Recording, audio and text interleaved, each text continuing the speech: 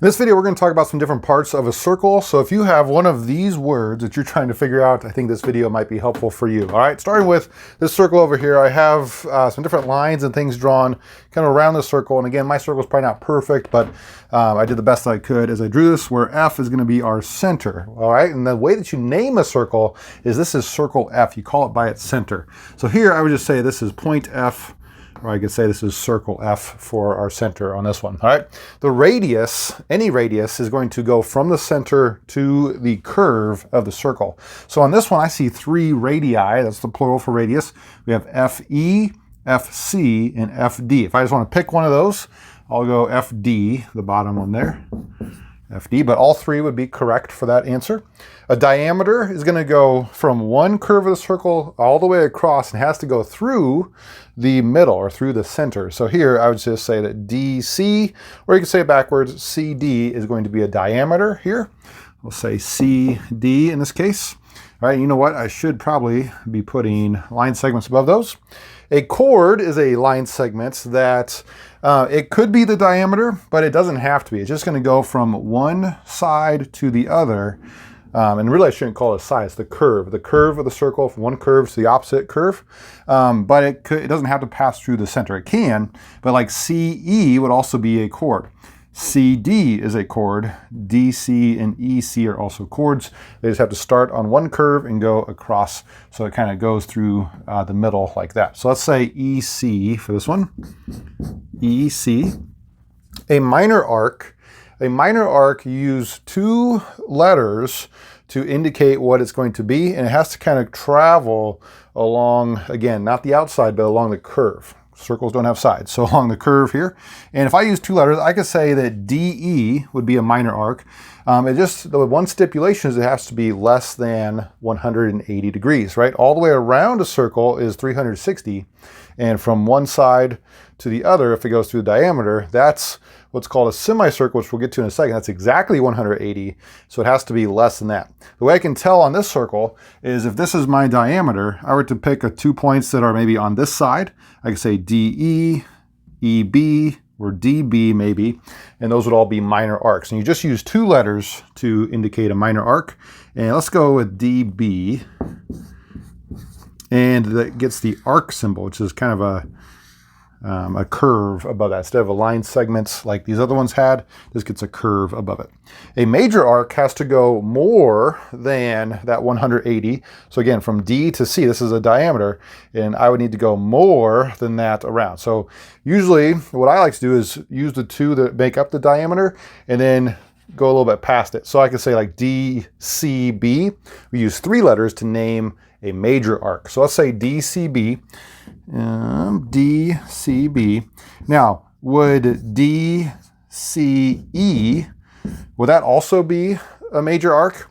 Yes, it would. And the reason we use 3 letters with this, let me just talk about one more thing here before I move on. And that's because to go from D to E, I use 3 letters because I need to know which way around the circle I am going. If I just said DE, that would be a minor arc. Like I think we had, I guess we did DB last time, but we would only use those 2 letters. So 2 means it's a minor, 3 means it's either a semicircle or a major. All right, but this would indicate that I go around from D to C to E. It goes this way. I have to hit the C first. All right, a semicircle also uses 3. However, you're going to start and end at the endpoints of a diameter. So here my only diameter is DC or CD, and I don't have any points over here, and so I might want to use either B or E to be the other one. So I'm going to say D, let's go DBC, and that would tell me that this is a semicircle because these are endpoints of this diameter that goes through the center like that. But the semicircle goes around the curve. Okay, about 4 more here. A tangent, this is going to be a line segment that touches the circle exactly once, right? If I were to flip this upside down, you might think of it's kind of like a ball that rolls along like the gym floor or something like that. However, this is in 2 dimensions, whereas that, of course, is in 3 dimensions, so it's a little bit different. But the ball would only touch in exactly one spot on that circle. Okay, and so here my line segment that touches exactly in one spot is going to be AB. This is a tangent line. AB. All right. And again, if it had arrows on it, I could, I could say this is actually a line, but this is actually a tangent line segment. So a little bit different depending on what your question is asking. If it's a tangent line versus a line segment, be sure to indicate that appropriately. All right, a couple more. Point of tangency. This is just where that ball would hit the ground. You might say, so again, if this is flipped upside down, it would touch at B. B is my point of tangency there.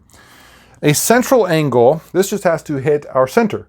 So it's going to be some sort of angle that starts and ends on the curve of the circle, but also has to be have the center as its vertex. So like this angle right here, this is angle DFE.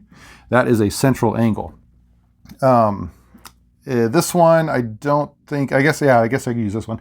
EFC, that is another central angle. This one right there, so this one has a couple of central angles in it. I'll use EFD though.